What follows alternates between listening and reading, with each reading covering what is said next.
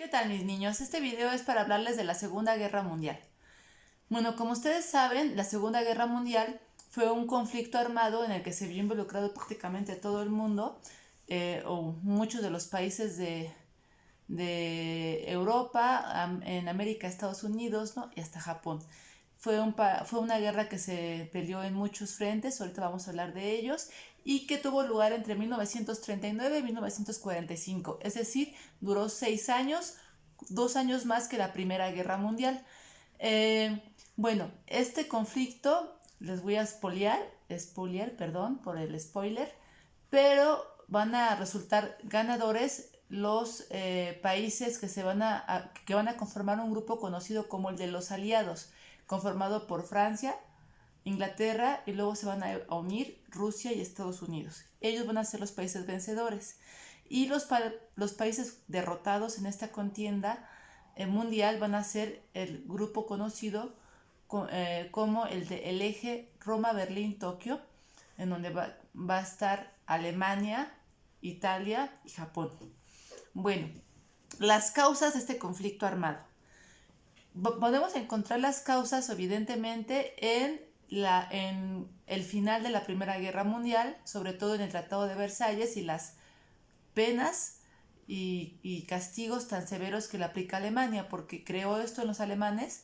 El Tratado de Versalles es un sentimiento de revancha, de venganza, de decir esto no se queda así, porque en el Tratado de Versalles, al acabar la Primera Guerra Mundial, solamente se le culpó a Alemania de todo lo que sucedió. Y eso no fue justo, porque todos los países andaban ambicionando tener más posesiones, no solamente Alemania. Todos andaban de llevaditos, pues.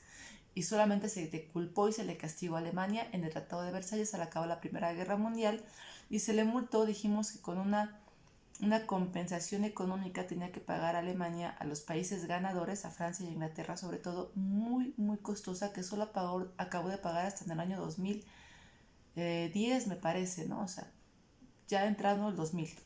Entonces, bueno, vemos que fue muy severo el castigo, y esto creó en los alemanes un sentimiento de venganza, de revancha, de insatisfacción, de molestia, que va a ser una de las causas de que estalle la Segunda Guerra Mundial.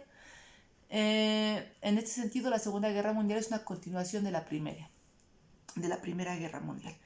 Otra de las causas va a estar en el ascenso de los fascismos. Recuerden que los fascismos son los regímenes totalitarios en donde el que gobierna no acepta que haya ninguna oposición a su gobierno, y por lo tanto persigue a todo tipo de partidos diferentes al suyo. En el caso de Alemania, por ejemplo, el partido nazi va a ser el único partido que va a estar en Alemania. No se va a tolerar la existencia de más partidos políticos. Se van a censurar, a perseguir o a desterrar o a exiliar a estos sujetos que son oposición para el sistema que gobierna. Entonces, no hay libertad de expresión, no hay democracia, y en un régimen fascista totalitario hay una intolerancia absoluta a todo aquello que sea diferente o distinto a lo que el régimen en el poder dice que es lo correcto. Entonces, bueno, en el caso de la Alemania nazi, de Hitler, vemos que hubo una persecución a todos los que sean diferentes a los alemanes arios, y se ha hablado del superhombre alemán, ario, guapo, alto, de ojo azul o verde, blanco, súper fuerte. Este era el superhombre, y todos aquellos que no cabían en este modelo eran indeseables para el Estado alemán, y había que desterrarlos y aniquilarlos, como los homosexuales, los minusválidos, los paralíticos, la gente que tuviera un cierto retraso intelectual o mental, gente con enfermedades, ancianos, gitanos, y sobre todo los judíos se volvieron esa población indeseable, ¿sí? Entonces, los regímenes fascistas son gobiernos que no aceptan o son intolerantes a la diferencia, y la persiguen y la censuran, la prohíben. Y bueno, esto es una causa también de que estalle la Segunda Guerra Mundial. Y otra causa de que estalle la Segunda Guerra Mundial es la política expansionista que van a llevar a cabo algunos países, sobre todo Alemania, que como queda insatisfecha por el Tratado de Versalles de la Primera Guerra Mundial, Alemania va a buscar lo que Hitler va a denominar como el espacio vital, es decir, volver a adquirir posesiones en donde se hable alemán o haya población germana. Dirá Hitler que eso le pertenece a Alemania, que eso es el espacio vital alemán y que debe de adquirirlo, debe de reconquistarlo. Entonces Hitler comenzará una política de expansión a todas estas áreas en donde va a haber en busca de su espacio vital alemán. Pero no solamente Hitler va a tener una política expansionista. Italia, con Benito Mussolini, va a buscar expandirse al norte de África y a los Balcanes. En el norte de África, recordemos que en el siglo XIX, 1800, después de la Revolución Industrial, recordemos que Francia e Inglaterra se van a pelear, se van a disputar el control y la posesión de África y de Asia. Y en este sentido, recordemos que Inglaterra va a buscar establecer colonias en el continente africano del norte al sur, de Egipto a Sudáfrica. Entonces, cuando Benito Mussolini e Italia quieren expandirse al norte de África, quieren pues reconquistar un montón de colonias que le pertenecen a Inglaterra, ¿sí?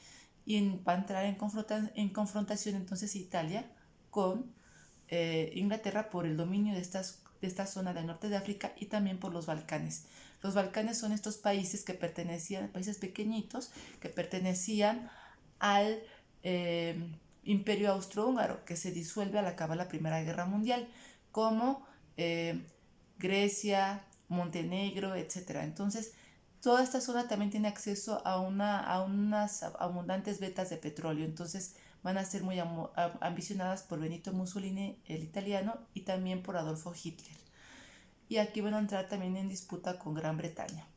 Bueno, entonces esta fue otra causa de que estallara la Segunda Guerra Mundial, la política expansionista de Alemania con Hitler, de Benito Mussolini, es decir, de Italia, y también van a expandir o van a buscar expandirse Japón y la URSS. Japón, con el emperador Hirohito, va a buscar expandirse y reconquistar todas las colonias que Francia e Inglaterra han logrado obtener en Asia.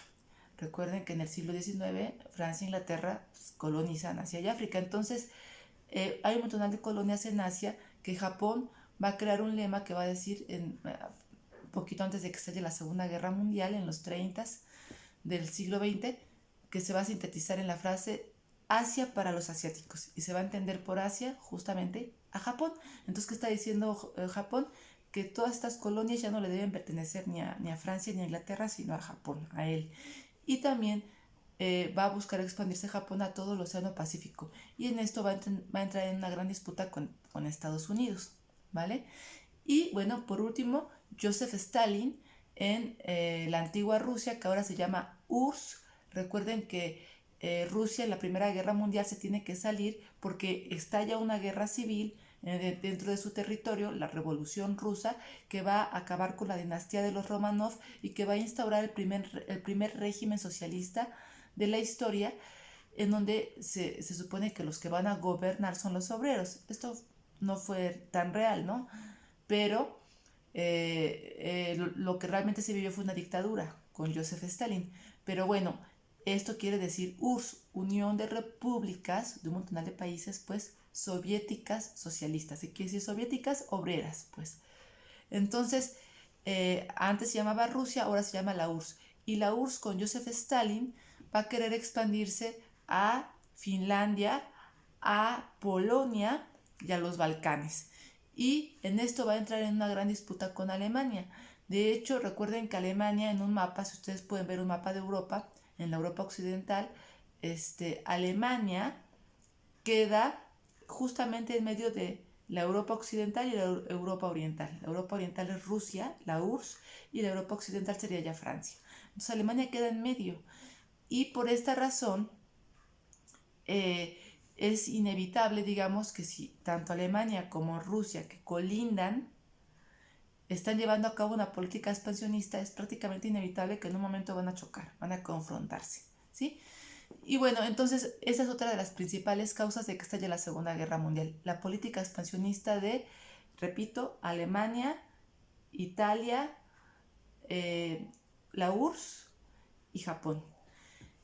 Y bueno, resulta que ya en medio de este escenario tan tenso que se está viviendo, varios países están continuando con una carrera armamentista un poco secreta porque al acabar la Primera Guerra Mundial se prohibió que las potencias se armaran, pero estas se están armando y están invirtiendo mucho dinero en tecnología bélica, en armas. Y bueno, en este escenario tan tenso que se está viviendo, pues resulta que a Adolfo Hitler le dio también por perseguir a judíos. En 1935 Adolfo Hitler crea las leyes de Nuremberg, que vienen a quitarles la ciudadanía a todos aquellos judíos que habitaran en Alemania. Todos los judíos que vivían en Alemania ya no son más considerados ciudadanos alemanes y deben entonces de ir preparando sus maletitas y buscando a dónde irse o pues aguantarse a una especie ya de persecución.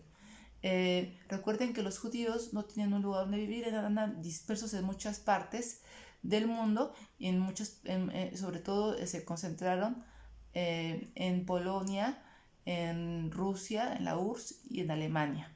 Están viviendo sobre todo ahí los judíos. Y bueno, estos judíos que ya viven en Alemania con las leyes de Nuremberg del 35 se les está diciendo que ya no son ciudadanos alemanes y que además está prohibido que un alemán se case con una judía o que un judío se case con una alemana. Ya se prohíbe para proteger la sangre, porque la sangre alemana, la sangre aria es pura y con una mezcla de esas razas degeneradas judías se puede degenerar la sangre también aria, ¿no? Entonces, bajo esas teorías racistas, comienza una persecución hacia los judíos. En 1938, de hecho, en noviembre del 38, se va a vivir un episodio que se va a conocer como la Noche de los Cristales Rotos. ¿Y en qué va a consistir? Ustedes no sé si han visto la película de La vida es bella, si no, véanla, por favor, porque ahí explican mucho un poco qué se vivió en la Segunda Guerra Mundial, sobre todo en el aspecto de los judíos. Bueno, justamente, ¿qué sucede? En noviembre del 38, muchos alemanes contratados por el Estado alemán de Hitler, por el Tercer Reich, Hitler va a acabar con la República de Weimar y va a instaurar el Tercer Reich, el Tercer Imperio Alemán, van a presentarse en las tiendas o locales de judíos en Alemania, van a romper todos los vidrios de los locales, van a saquear todas las tiendas y van a deportar a los judíos a guetos. ¿Qué eran los guetos? Eran barrios en donde iban a vivir solamente la población judía, totalmente segregada o apartada de los alemanes porque se creía que ensuciaban a los alemanes, ¿sí? Entonces van a estar confinados, aislados, excluidos de los alemanes en barrios que se van a llamar guetos. Esos guetos van a estar por lo general en las periferias de Alemania y van a estar separados también por grandes muros que a su vez van a tener bastante alambre de púas para que no haya el incómodo suceso de que a algún judío se le ocurra saltar el muro, ¿no? Entonces va a haber alambre de púas y esto va a ser como una especie de reclusión, de segregación y de exclusión de la población judía que va a vivir aparte en condiciones de mucha pobreza en estos guetos, ¿sí? Muchos judíos van a morir de hambre o de frío en esos guetos, pero será tan solo el comienzo de la tragedia que se va a vivir entre la población judía en la Segunda Guerra Mundial. Esto es tan solo el comienzo, la reclusión de los judíos en guetos. Vamos a ir viendo qué sucede con ellos poco a poco. En 1938 también Adolfo Hitler, con su política expansionista de su espacio vital, se anexiona a Austria. De hecho, Adolfo Hitler era austriaco y él dice que Austria le debe pertenecer a Alemania, ¿sí? Que hay mucha población alemana y que se habla alemán incluso, muchos pobladores y que por lo tanto debe de pertenecer a Alemania. Se lo anexiona. Ante esta situación, Francia e Inglaterra no hacen nada. A esta política de Francia e Inglaterra de quedarse callados ante la política cada vez más expansionista de Hitler, se le va a llamar a esta postura como una política de apaciguamiento. ¿De parte de quién? De Francia e Inglaterra. Es una política de apaciguamiento porque están muy tímidos, con miedo titubeando en decirle a Hitler, alto, ya no te expandas más. Lo dejan, no dicen nada, tienen miedo de que estalle una otra guerra y no hacen nada. Principalmente el ministro británico en este momento es Neville Chamberlain. Y él, este ministro inglés o británico, es el que va a estar como calladito ante toda esta vorágine de Hitler de expandirse cada vez más. Pero luego de anexionarse a Austria, va a poner su mira sobre Checoslovaquia. Resulta que un lugar de Checoslovaquia, que eran los Sudetes, así se le conocía este lugar, Hitler decía que le debían pertenecer a Alemania. Y se va a crear un congreso, el Congreso de Múnich, con Inglaterra y Francia, que tienen la política de apaciguamiento, o sea, tibia ante Hitler, en donde se decide que sí, que Hitler tome los Sudetes y ya, esté tranquilo. Pero Hitler no solamente toma los Sudetes de Checoslovaquia, termina invadiendo toda Checoslovaquia y jalándolo bajo el dominio nazi, que perteneciera ahora a Alemania, también Checoslovaquia. Entonces ya se anexionó Austria, ya Checoslovaquia. Y luego, esto es en el 38, y luego en los siguientes años, 39, en agosto del 39, va a firmar un pacto con la URSS, con la antigua Rusia, con Joseph Stalin. Este pacto se va a llamar Ribbentrop-Molotov. ¿Por qué? Porque el ministro de Relaciones Exteriores de la URSS, de Rusia, se apellidaba Molotov, y el ministro de Relaciones Exteriores de Alemania se apellidaba Ribbentrop. Entonces este pacto se va a llamar Ribbentrop-Molotov por los apellidos de estos dos señores, y en este pacto van a pedirse dos cosas. Van a comprometerse tanto la URSS como Alemania a dos cosas. Una, a no agredirse mutuamente. La URSS se compromete a no agredir a Alemania, y Alemania a su vez se compromete a no agredir ni a invadir a la URSS. ¿Sí? Tener paz. Porque saben que son enemigos naturales por estar haciendo frontera, por estar juntitos y porque ambos quieren expandirse. Entonces saben que los ánimos están muy calientes, se comprometen a no agredirse, a no invadirse mutuamente, y además se comprometen a que, eso sí, van a invadir Polonia los dos. Hitler se va a quedar con la parte occidental de Polonia y Stalin se va a quedar con la parte oriental de Polonia. ¿Sí? Se la van a dividir a la mitad. Entonces, un mes después del pacto Ribbentrop-Molotov, el 1 de septiembre del 39, Hitler invade Polonia. Y Stalin hace lo mismo, invade la otra parte de Polonia que le correspondía según este tratado.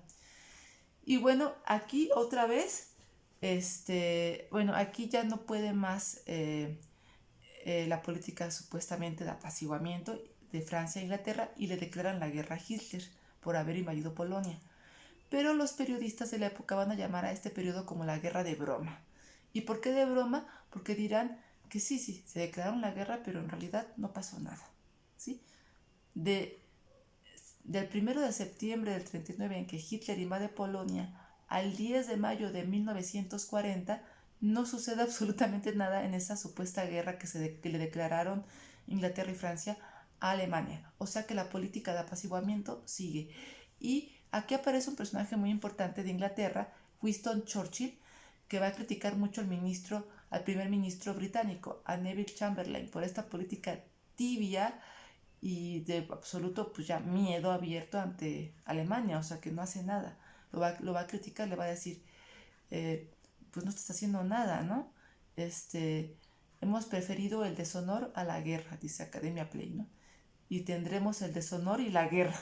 O sea, está diciendo, por no hacer nada, porque no quieres tener guerra, pues quedaste a la vez de que quedaste como menso, le está diciendo a Neville Chamberlain, el ministro británico, además de que quedaste como menso, la guerra es inevitable, va a suceder. Y en efecto, esto es un periodo que se llama guerra de broma, pero la guerra realmente comienza o estalla el 10 de mayo de 1940, en que Hitler le da por invadir Francia. Antes de invadir Francia, Hitler invadió Países Bajos, es decir, Bélgica y Holanda, Noruega, Dinamarca, todos estos países los invade Hitler, rápido caen con una táctica de guerra conocida como la guerra relámpago, rápido caen estos países y ya tiene todo para entrar a Francia. El 10 de mayo de 1940 es cuando la guerra estalla realmente, porque invade Francia. ante los ojos atónitos y sorprendidos de todo el mundo, principalmente de Inglaterra. ¿Por qué? Porque la invasión a Francia por parte de Hitler fue en un mes. En un mes Francia no perdió una batalla. En un mes Francia perdió la nación. En un mes toda Francia estaba ya rendida ante Hitler. Y la impresión, o sea, el mundo se quedó boquiabierto, ¿no? O sea, era algo impresionante que Hitler haya logrado invadir y controlar y dominar a Francia, al ejército francés, que era el ejército más poderoso del mundo. Y recuerden que en la Primera Guerra Mundial le dio la batalla a los alemanes. No se rindió a los alemanes en la guerra de trincheras durante 3 años. Casi 4 los franceses estuvieron resistiendo. Entonces, finalmente, en la Primera Guerra Mundial los franceses son los que ganan, los que castigan a Alemania, los que le imponen el Tratado de Versalles. La paz, la rendición de Alemania en la Primera Guerra Mundial se firma en una ciudad francesa. Es decir, todo el mundo se quedó sorprendido y boquiabierto y con los ojos así cuadrados cuando Hitler en un mes hizo que cayera Francia, al ejército que se creía más poderoso del mundo porque había sido el gran vencedor de la Primera Guerra Mundial. Pues cayó en un mes, ¿sí? Para junio de 1940 se rinde totalmente Francia ante Alemania, firman un armisticio. Hitler elige el mismo tren en el que en la Primera Guerra Mundial había sido humillada Alemania, ¿sí? A firmar el armisticio. Ahora él es el que obliga a Francia a rendirse. Y Francia queda dividida en dos. La parte norte, la mitad norte de Francia, va a ser una zona ocupada por los nazis. Y la mitad sur de Francia se va a conocer como la Francia libre o la Francia de Vichy, con B chica, Vichy. Y en realidad, mis niños, pues esta Francia de Vichy no es una Francia libre como supuestamente decían. En realidad era una Francia colaboracionista con el régimen nazi también, porque Philippe Pétain, que va a ser el nuevo presidente como de esta Francia libre de Vichy, pues va a estar siempre sometido a las órdenes de Hitler, va a ser como un títere gobernando esta Francia supuestamente libre, pero bajo las órdenes de Hitler. Y de hecho va a estar colaborando en la Segunda Guerra Mundial enviando tropas para apoyar a Hitler, esta Francia de Vichy. Bueno, así acabó tan triste el tema de la invasión a Francia. ¿Qué técnica ocupó Hitler y Alemania para invadir Francia tan rápido? La guerra relámpago o Blitzkrieg. La Blitzkrieg, ¿sí? Bueno, esta es la guerra relámpago, es lo que quiere decir Blitzkrieg. Bueno, ¿qué es la guerra relámpago? Como su nombre lo dice, es rápida, como un relámpago, rápida, ¿sí? Tiene como misión, como objetivo, invadir una zona, un país, de manera que caiga de manera muy rápida ese país. ¿Y cómo lo van a lograr? Bueno, pues invadiendo con sus Panzers, sus tanques, los tanques alemanes, que a toda velocidad van rompiendo fronteras, van llegando a zonas infranqueables, las rompen, y no solamente con estos blindados tanques, sino también por aire, por medio de los aviones que avientan bombas, los aviones bombarderos, y entonces van a hacer que la población, la nueva zona que está siendo invadida, caiga de manera sumamente rápida, porque también es un ataque sorpresa. Es otra característica de la guerra relámpago, debe ser sorpresivo, no debe ser una guerra anunciada con previa declaración de guerra, no, es un ataque cuando menos te lo esperas, ¿sí? Y por medio de los tanques blindados, los Panzers, los tanques Panzers, y por medio de aviones bombarderos vamos a romper barreras, romper fronteras, romper zonas supuestamente infranqueables y hacer que la población y un país, etcétera, un ejército caiga. No la población, más bien el ejército, ¿no? Enemigo, caiga. En cuestión de, como fue en Francia, 1 mes, 2 meses, 3 a lo mucho, ¿no? Entonces esa es la estrategia de guerra que ocupan en Francia, ¿sí? Bueno, luego de haber invadido Francia tan rápido, Hitler va a hacer la batalla de Inglaterra. Se va a ir a Inglaterra a invadir, ¿sí? Igual que ocupa la guerra relámpago, pero sobre todo la batalla de Inglaterra se va a pelear en el aire. La Fuerza Aérea Inglesa contra la Fuerza Aérea Alemana. La Fuerza Aérea Inglesa se llamaba RAF, la Real Fuerza Aérea, y la Fuerza Aérea Alemana se llamaba Luftwaffe o Luftwaffe, ¿sí? Bueno, entonces fue una guerra entre la RAF y la Luftwaffe, ¿sí? Entonces, pues aquí lo que hicieron los ingleses fue resistir tremendamente ante Hitler. Ya se esperaban el ataque, ya sabían que acabando de invadir Francia era muy seguro que invadieran a Inglaterra los alemanes, y lo que va a hacer Inglaterra es sorprendente porque tienen ligeramente menos armas que los alemanes. Los alemanes cuentan con 2.500 aviones, mientras que los ingleses con 2.000, ¿sí? Pero ocupan estrategias bien interesantes. Por ejemplo, lo que hacía Hitler cuando mandaba aviones a bombardear al enemigo era bombardear justamente a sus aviones, ¿sí? Los estaba cazando y veía, ahí están aterrizando muchos aviones, ahí bombardea sus armas, acaba con sus tanques, acaba con sus aviones para que no tengan cómo pelear con nosotros. Y también bombardea sus fábricas, sobre todo las fábricas donde hacen armas, donde hacen tanques, donde hacen aviones. Entonces Hitler está bombardeando industrias inglesas, sobre todo industrias bélicas inglesas, y también está bombardeando muchos aviones, ¿sí?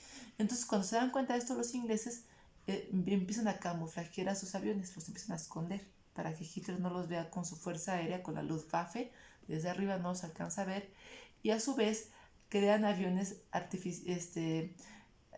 hechizos, ¿sí? Que no eran aviones propiamente, pero que engañaban a la Luftwaffe alemana, y entonces estos aventaban bombas sobre esos aviones que no eran aviones. Entonces así logró Winston Churchill engañar a la Luftwaffe alemana de Hitler y hacer que gastaran bombas a lo menso, además los alemanes, y así logró resistir, ¿sí? Winston Churchill ya había renunciado ahí Neville Chamberlain como primer ministro inglés, y había subido al poder Winston Churchill. Winston Churchill se niega absolutamente a rendirse ante Alemania, ¿sí? Y esta resistencia de los ingleses va a ser de julio a noviembre, a octubre-noviembre del 40, acabando la invasión a Francia, luego se van con Inglaterra. Entonces, o sea, la invasión a Francia fue de mayo a junio, y luego de julio a octubre-noviembre va a ser la invasión a Inglaterra, la guerra de Inglaterra.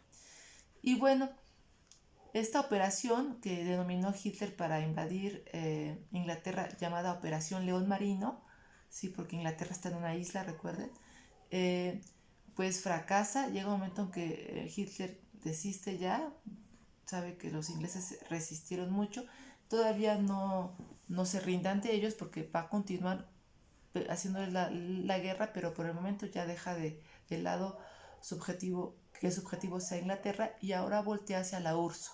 Ahora quiere invadir Rusia, ¿sí?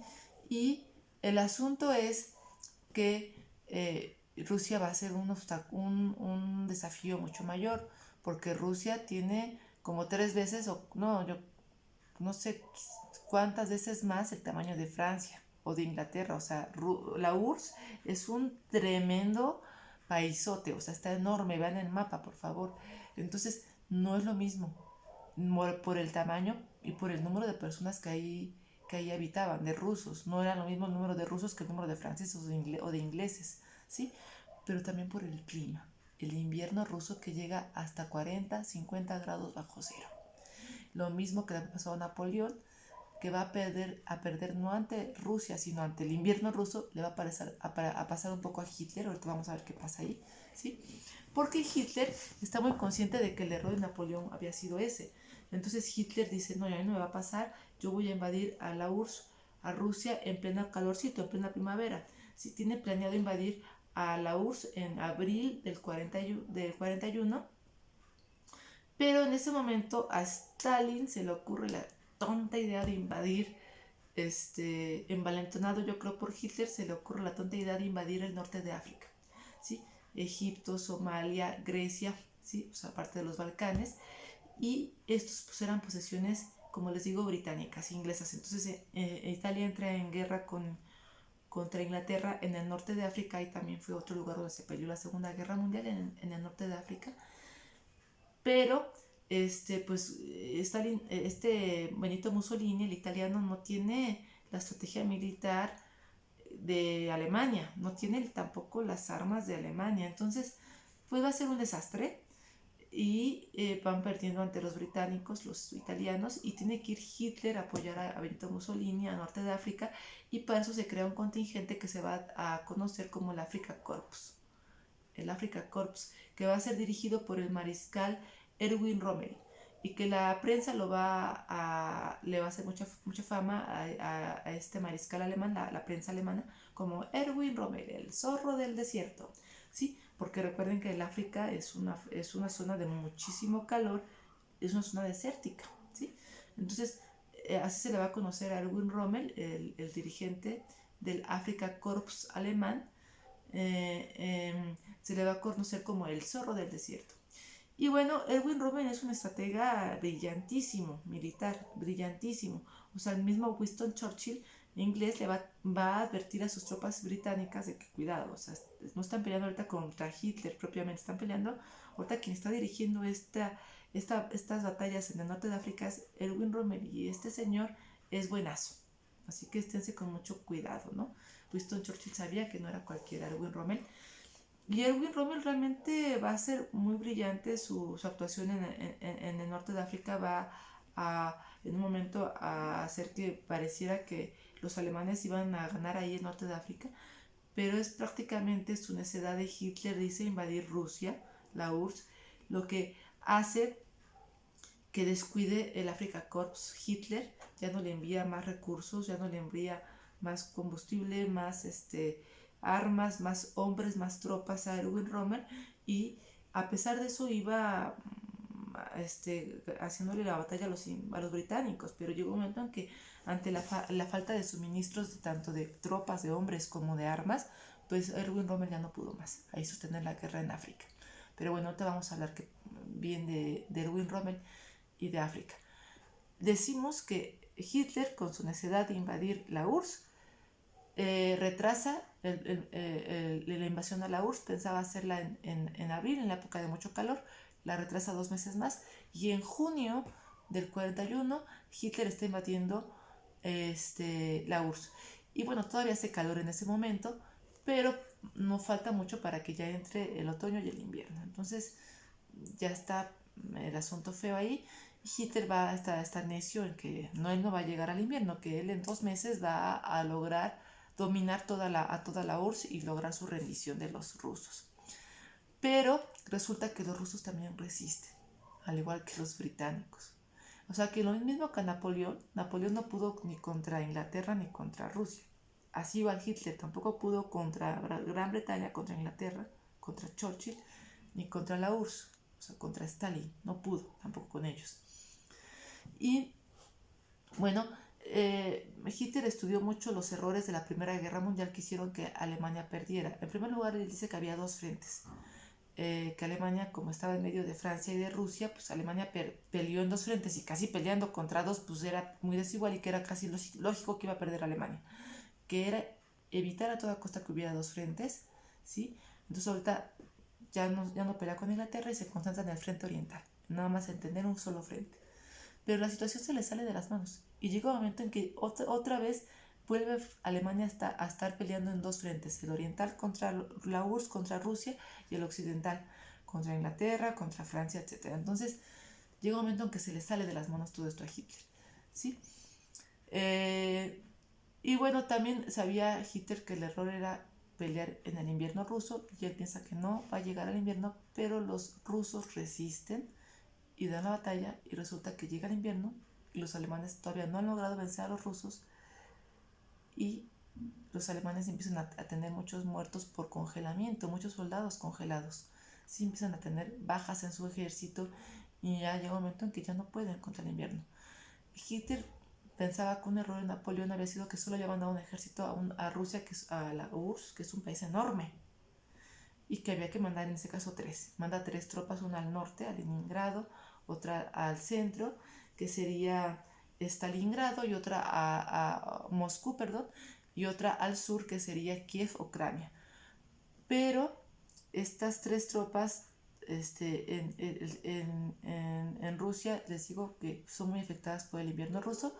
Ahorita les hago otro video para ver pues esta otra parte ya de la guerra, ¿no? Ya hablamos de la primera parte en la que Hitler prácticamente está dominando toda Europa occidental, no puede contra Inglaterra, pero está dominando Francia, Noruega, este, Dinamarca, Países Bajos, Holanda, Bélgica, Checoslovaquia, Yugoslavia también la invadió, Rumanía, Italia se le une a Hitler, Japón se le une a Hitler, y bueno, Erwin Rommel en el norte de África va más o menos bien todavía.